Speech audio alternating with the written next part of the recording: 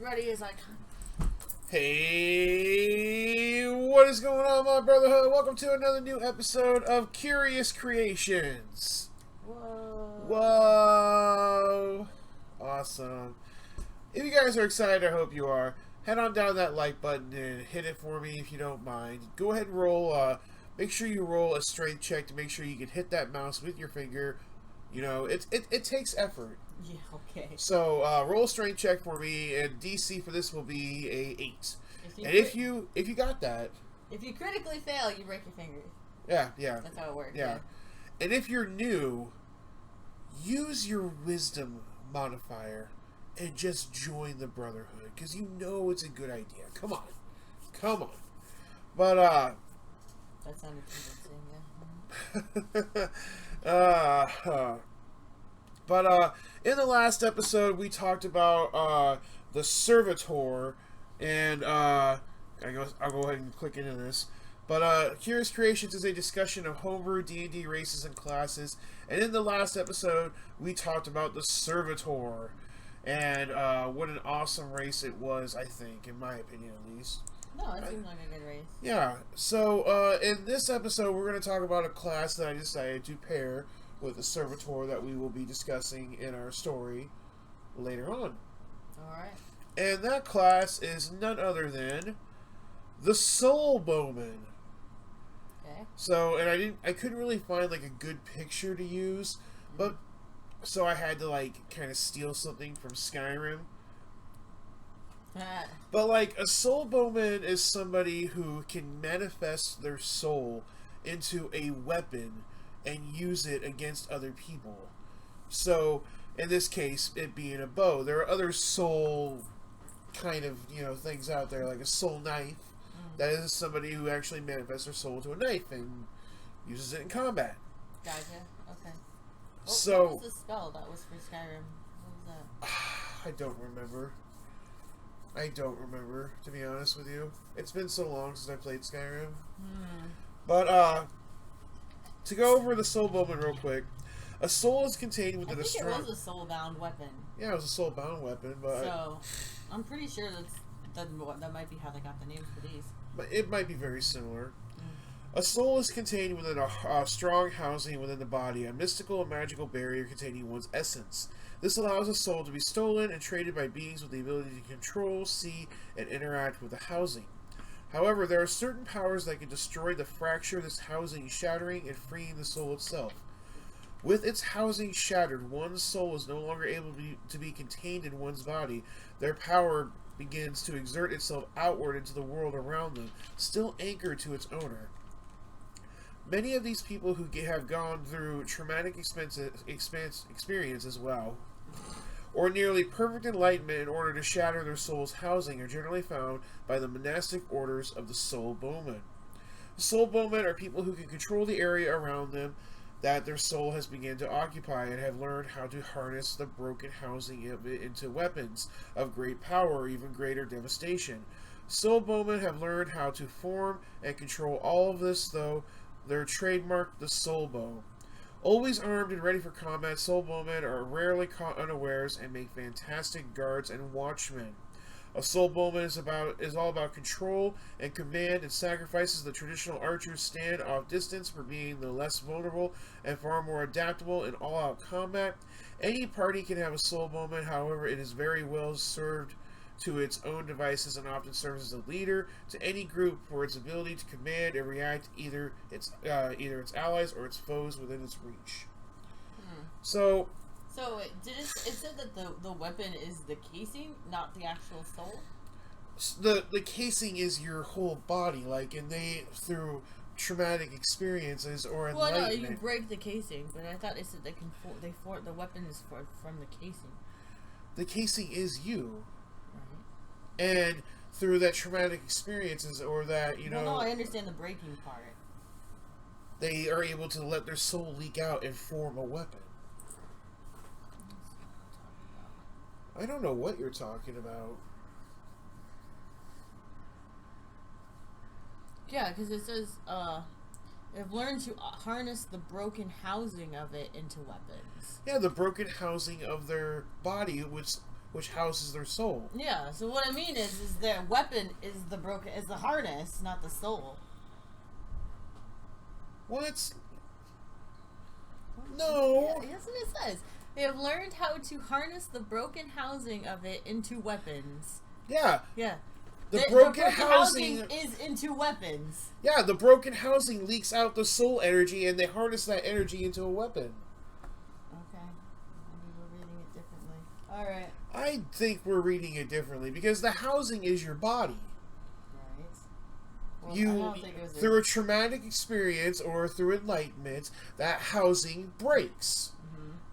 The soul leaks out, and they form it into a weapon. There's even a part in here where you have to pick a part of your body that has a hole in it somewhere so the soul can leak out. Okay. Well, now that we've argued about that for a few minutes, it sounds like Soulbowmen aren't as ranged as regular bowmen. Yeah. Probably because their soul can't go out like 160 yards. Right, well, because it's bound to you still. But it sounds like they're still able to, do some ranged combat. So, but yeah, to go over what what I was just talking about. Well, actually, we'll keep going from here, and then we'll get into it. Soulbowmen are constant and relentless on the battlefield. During combat, the Soulbowman uses their abilities to hamper their enemies and assist their allies in combat. With careful positioning and proper timing, the Soulbowman can carry far for more than their class suggests. Their abilities, made with almost limitless combinations, can be used to take down nearly any number or type of foe. Nearly every Soulbowman is calm and calculated in combat. Their eyes dart around, finger on the knock of their arrow string, mostly taut. They tend to live on the edge and are often rewarded for what many can perceive as paranoia. Soulbowman can be created from those people who have reached their limit and beyond, or those who have reached enlightenment and self-acceptance to the highest levels that can be achieved by the living. However, Soulbowmen are more commonly created from people who have had an altercation with a Soulbowman in the past, as the power of the soul, much like the diamond, can be used to fracture another soul's housing. This serves as a propagation of this power like a disease. The original wound caused by a Soulbowman onto a creature that is to become a Soulbowman never fully heals, instead having the wound replaced by a mystical glow, the leaking of their soul into the world around them. This wound can be through a hole in a muscle or a nick across the face that glows purple. Oftentimes, Soulbowmen try to hide their wounds. Few, though they do exist, display their wounds proudly. At character creation, you may use the table below to pick your Soulbowman's wound. So there's a 1d10 here. You can pick or you can roll. Example: slash across the eye, a slash across the jaw, hole in the neck. Through hole, punch through the hand, through hole in the upper torso or back, several holes in the stomach, so forth and so forth. A wound in the character's buttocks, for some reason. Wow. But, yeah, so that's what I was trying to say. Like, the body is the housing, and you pick I get it. a hole. It was just weirdly phrased. I now understand. I kind of. It's fine. Okay. Yeah. So when creating a Soulbowman, dexterity is of course going to be one of the most important things, because you are still shooting a bow, no matter what. Followed by intelligence. There's a suggestion for the Acolyte background, and you could have a background where you come from a church or a monastery if you're one of those people. That would make sense if, because it said that, like, once your casing is broken, like, the Soulbowmen find you. Yeah. And train you. So, having an Acolyte background would make sense. I mean, I don't know if I would necessarily care about that part. Like, there's a monastic order of Soulbowmen. I don't really care for that part. I like the story where somebody is just, put under so much pressure, in maybe a torturous situation, that their housing breaks and they become a Soulbowman. Right. I don't really care for the whole monastic order part, but that's just me. My opinion, you know. But I mean, it does have the option where, like, if you meditated a whole bunch and became like one with the universe, you can break your casing. And I don't mind that, but I still don't that really. Would be acolyte. I still don't really like that. Could you be anybody though? Anybody can do that. You know, it doesn't have to be somebody from an order. That would be like a higher level character, I think, though. Yeah, exactly. Which doesn't make sense to me. Like, why would a level 20 character be like, oh, now I've broken the bonds of, you know, of this world, and now I can manifest my soul physically onto the plane and use it as a weapon. I mean, you can do that. Just to do it? You can do that as a level 1 character, too. It's just that... It just means you didn't do shit. You know, that was your life. You dedicated your life to, you know, trying to become one with the universe. You're like an old man. You're like 70 or whatever and a human. And you're like, I finally did it. I'm going on my venture. Time to go on my ventures. I'm going on my venture now. Which is why I really like the idea of, you know... That sounds great. I like the idea of the perceived notion of, you know, torture, that kind of thing. Because it makes for a more interesting story. Like, that's how you became who you are. I guess. By pain. Pain Why can't you without have happy love. stories, okay? Because conflict makes cash. Conflict makes cash? What is that from? I don't know. Probably a Donald Trump book. What? Hate that guy. My political nonsense out of the way, though. I was like, whoa, now we strayed. Now we definitely... My political nonsense out of the way, though. So, to get into the class features of the Soulbowman, your hit die is 1d8. Not bad. Not horrible, not good, but not bad. Armor, light, of course. Weapons, simple weapons, and all bows. Tools, none. Dexterity and intelligence are your main saving throws. You get to choose 2 skills from among Arcana, Nature, Sleight of Hand, and Stealth. I would probably pick Stealth and either Nature or Sleight of Hand. Right, but I mean, like, if you were going with, like, if you were, like, super proud of your wound and you have, like, a glowing wound on your face, Stealth isn't exactly your best friend, you know what I mean? Yeah, I understand that, yep. But, I mean, if you cover it, you know... Well, yeah. Even if you're proud of it, though, in a stealthy situation, you know, oh, crap, I better cover this up. I don't know. There's plenty of people who play Assassin's Creed that are 0 stealthy, unless the game requires it. Unless the game requires it. Yeah, like, oh gosh, Syndicate, one of the assassins didn't even give a fuck about stealth. Like, you just went through his stuff. He just was like, okay, bam. So, to kind of go over the table here real quick and what you get as a Soulbowman. You get, of course, there's the level, the proficiency bonus, and the features column. There are 3 other columns after that. One is called the Harvest Aspects, one is called Aspect Shards, and the third one is called Aspect Empowerment Damage. We're going to go over level 1 stuff that you get, level 2 because that is a new part in the columns, and then level 5.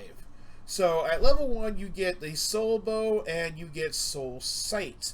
At level 1, you gain the Heart of the Soul Bow, and with it, the ability to focus energy of your soul into the material world. Through the Soul Bow, you can shape the world and its fate, and now you can summon your Soul Bow as a bonus action, which is nice. That is nice, yeah. The weapon is weightless. It's like quick draw. Yeah, it's kind of like quick draw.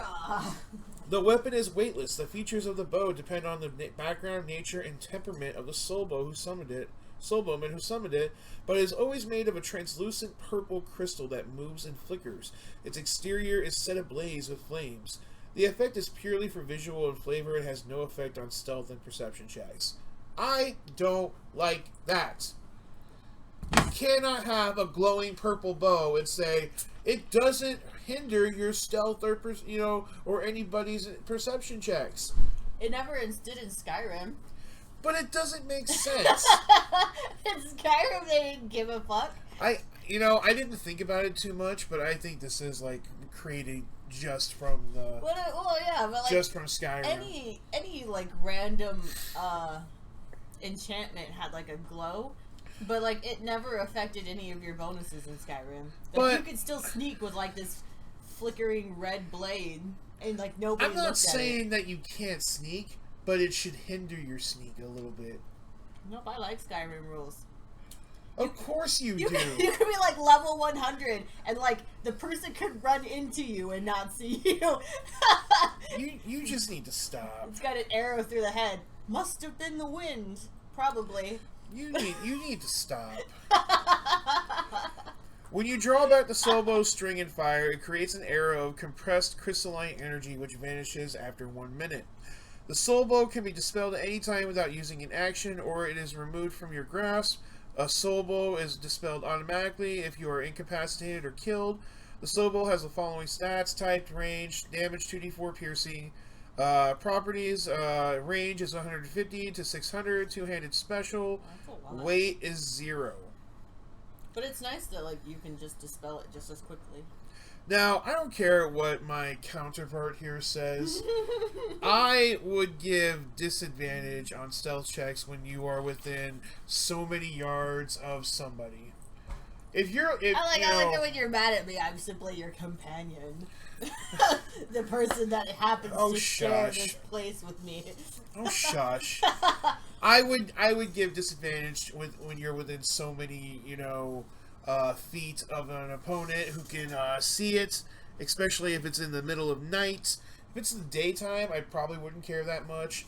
If you're the GM running this, use your own opinions on this, but it just makes sense. Nope, it's magic. There is no sense. Nope, it's magic. It's magic. Soul sight at level 1.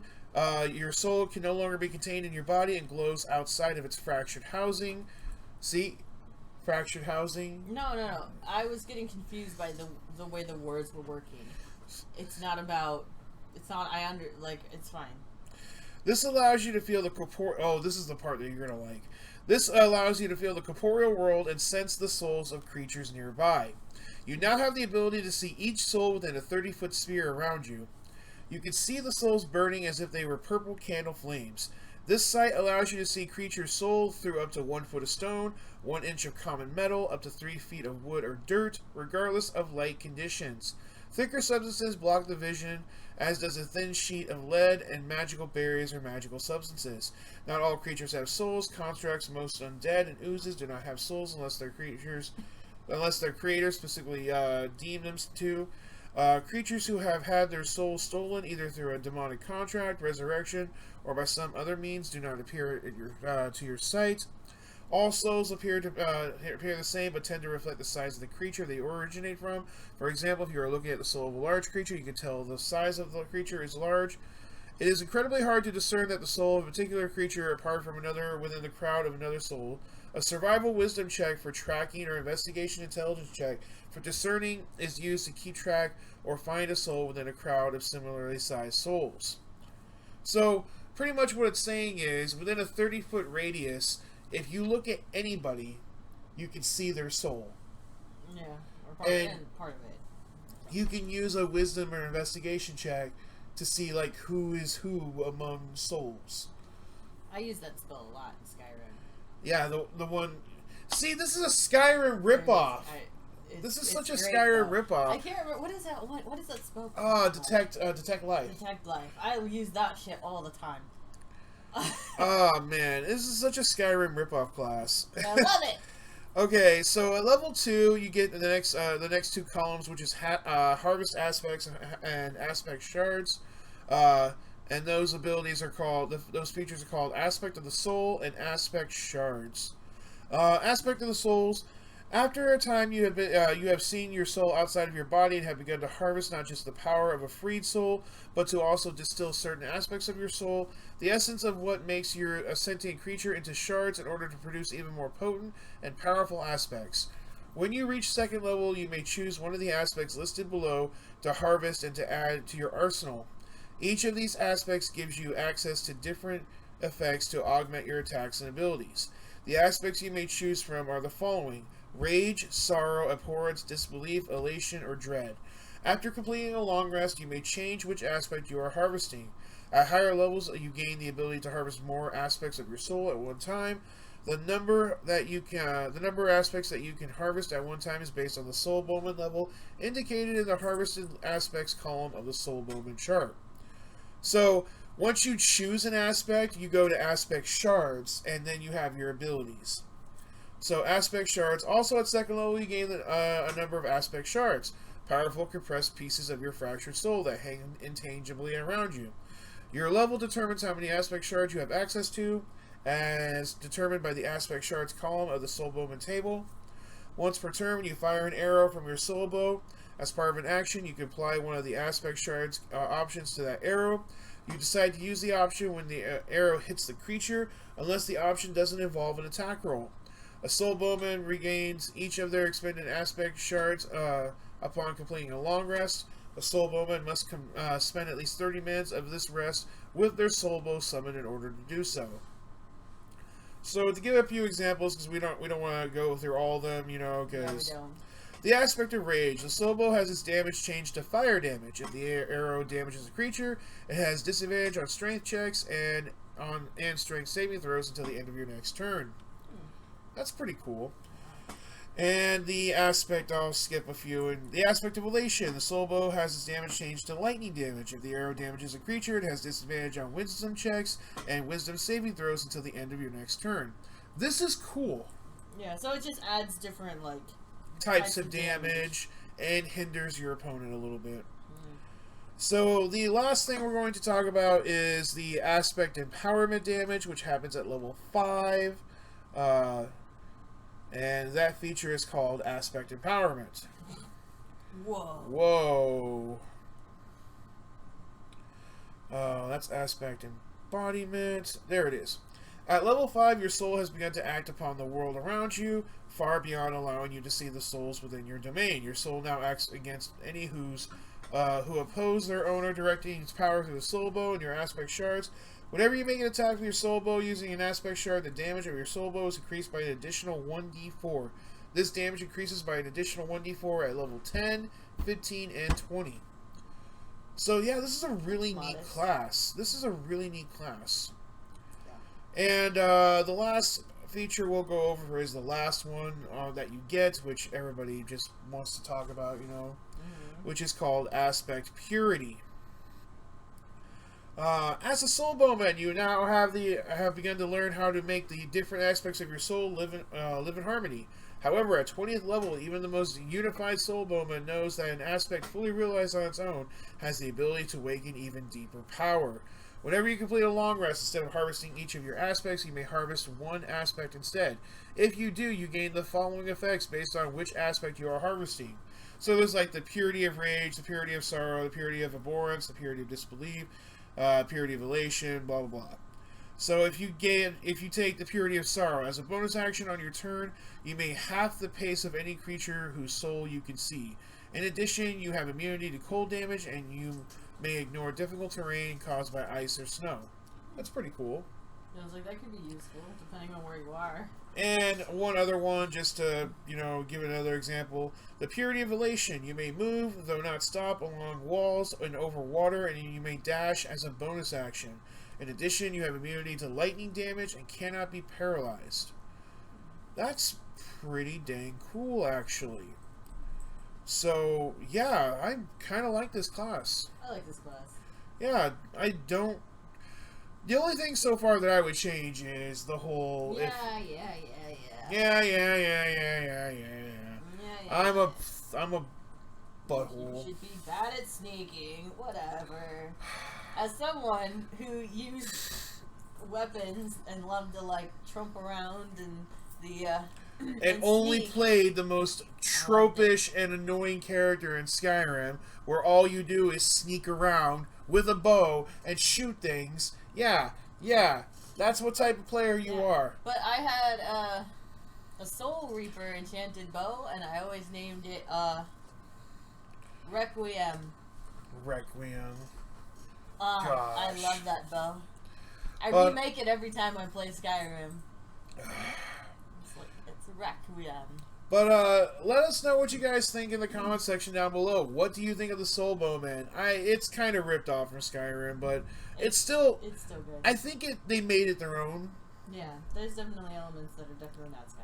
Yeah, they made it their own. It's pretty cool. There's a lot of other abilities in here, like Shard Defense, Shard Surge, Harmonized Soul Bow, you know, all kinds of other cool effects in here. I'm really looking forward to building the character. So, just like in the in episodes 1.1 to 1.3, we're going to go ahead and show you guys the character that we made for this, and we will come out with the story next Friday, I believe, just because I don't have any episodes for Curious Creations next week, and it'll give me time to adjust with my new work schedule that I got a new job with, and have time to record with everybody who's working with me. Yeah. But and hopefully we need to do those like love destroys. Yes, we need to get like it's just been kind of hard with the new job, you know, and everything, and the new schedule. It's just been a little difficult. But like last time, I want to thank my good friend Crims Bacon, who has done all this amazing artwork for me, and I appreciate you a lot, buddy. You're the best. We love you. It's pretty great. You're a pretty awesome dude. I love your Monster Hunter Twitch streams, so if you are a big fan of Monster Hunter, head on over to Crims Bacon's Twitch stream and check him out. Awesome guy. We didn't get any guesses last time, so I'm going to go ahead and do it again. If you can guess the race of this creature or this creature correctly in the comment section down below, or on any place that I post the video for you guys to watch, I will work with Crims Bacon on creating a customized character just for you and a backstory. Same rules apply though. If you're my friend and we've talked about this in the past, you know, don't enter. Come on, you know, this isn't for you. We have our fun together. So, let's go ahead and get to the character real quick. So, I drew a lot of you know, a lot of inspiration for this class from the classic Centaur. I was gonna say, I was like, that is not. It's not. You know, I was looking at centaurs and I'm like, you know, centaurs are so done. You know, plus they're not fey creatures. So let's do something else, you know. So let's get rid of those. And we got this Make Bo more spooky. I love Crims Bacon. I know, he's so his funny. His comments are always great. I love his comments too. Like, so this was his rough sketch, like you know, and he sent this to me, he goes, "Don't worry, I'm gonna make the bow more spooky." But finally, that was our rough sketch, and then we got this awesome character here, and I love how he made the head of the bow into a antler head, deer head kind of thing. An antler head. And I like how the antlers are just coming off the bow. I think that's really really cool. Well, because it's supposed to represent like their culture and who's doing it and stuff, so it makes a lot of sense. So yeah, this was a great character. He did a great job on this. He was very happy to be working on some kind of like I call them tours. Mm-hmm. You know. Yeah, they all have like Tor in their name. So like Minotaur, Centaur, that kind of character. So a lot of fun. And by the way, look at her arm. Okay. That's where the glowing happens, and it's where she's covering it up. Oh. So that's what that is. Okay. Yeah, you didn't notice that? No. Yep.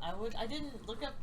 I don't know anything about these classes, so I wouldn't have looked for it. Well, yeah, that's true, I guess. But yeah, this was a great project to work on with Crims Bacon. One of my favorites to do, actually. So I enjoyed working with him a lot on this. I hope you guys did enjoy this video. Did you enjoy this Soulbowman? Yeah, I did.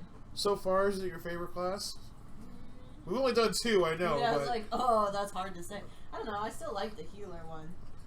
I feel like it has it. Like, I mean, this one's still good too. I like classes that have a lot of role playing aspects. Yeah, me too. I'm a big fan of that. So but yeah, so we will have the story of this character coming out on the 4th of October, which technically isn't in September, I know, but just because of time constraints and work, that's when we're going to have this characters come out. The next episode of Curious Creations will come out the week of the 7th, and we're doing spooky, monstrous characters for October. I'm super excited. I don't know about you. I don't know. Yeah, I am. You don't know? I am. I've seen the pictures. But thank you guys so much for watching. I hope you did enjoy this video. If you did, head on down to that like button and do that strength check one more time. Roll your d20. You only need it's only a difficulty 8. So if you can't get that, you need to remake your character or something. Do you even lift? Dost thou even Leviosa? What? But if you're new, go ahead and hit that subscribe button so you never miss another episode of Mock Creations YouTube and cosplay content and Curious Creations. It's becoming my favorite show. I love this show a lot. I love discussing D&D stuff. But thank you guys so much for watching, and we'll see you all in the next one. Bye. Bye. Bye. Bye.